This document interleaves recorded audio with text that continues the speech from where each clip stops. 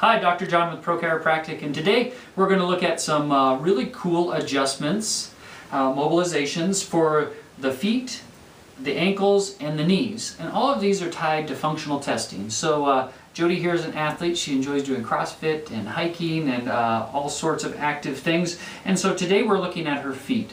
The first thing I want to do is make sure that her great toe, so the big toe, is moving the way it should.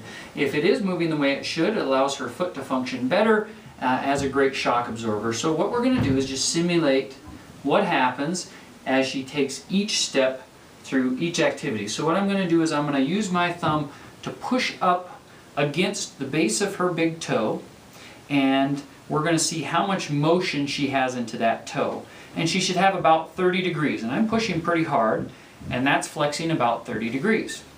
If we go over to this toe, we're going to do the same thing. Again, I'm pushing up with pretty firm sustained pressure, and we're looking at what happens with this toe.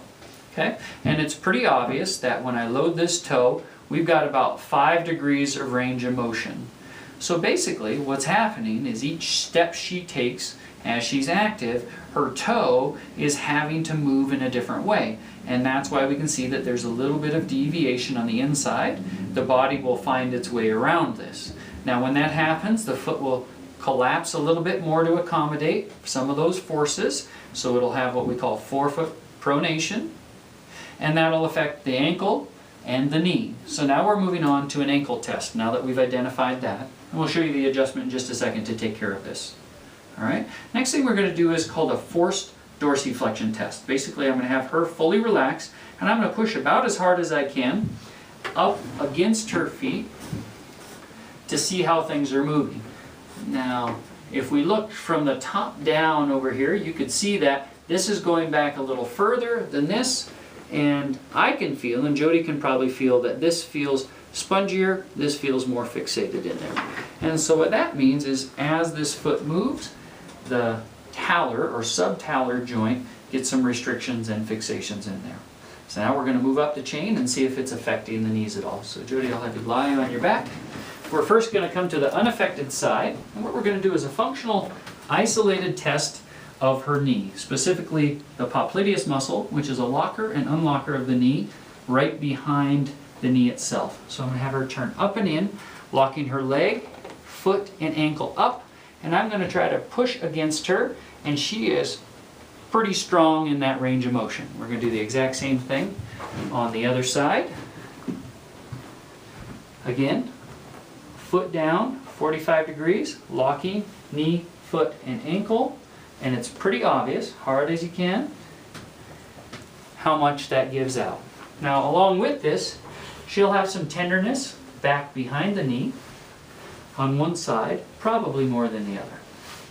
So let's show some mobilizations for these areas. Okay? For the great toe, to mobilize this, we're going to hold right at the base and put some motion straight out. And depending on how much activity she's had into here, it may be an easy release or a tougher release. And because she likes to hike around to the mountains and CrossFit, that one moves a little bit tougher.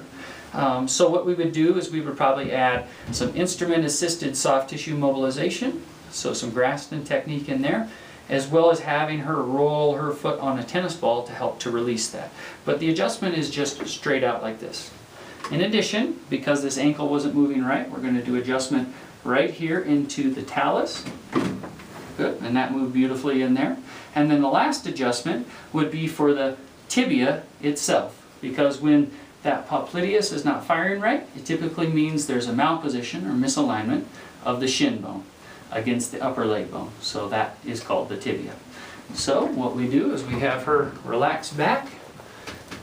Obviously, any surgical procedures on the knee need to be known.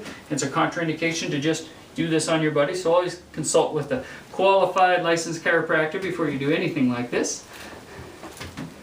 And we're going to put a little motion in here. Good, fantastic, and that moved well. Good. And so now we go back and we do some retesting. So we want to see what happened here. So we're going to load pretty hard.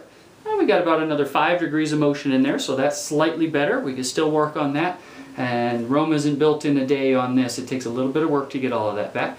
Next one, relax. and we're going to push equally. Okay, spongy feel, better feel. That moved really, really well.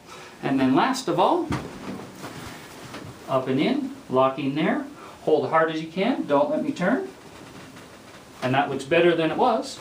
And then this side, just a confirmation. Okay, better than it was. So that's a quick assessment of lower extremity biomechanics and an observation of how joint alignment can help function almost immediately. Of course, should be supported with proper rehab and biomechanics. If you have any other questions, feel free to shoot us a message on Facebook or on this YouTube page. Again, Dr. Jon Wilhelm with Pro Chiropractic, Bozeman and Belgrade, Montana.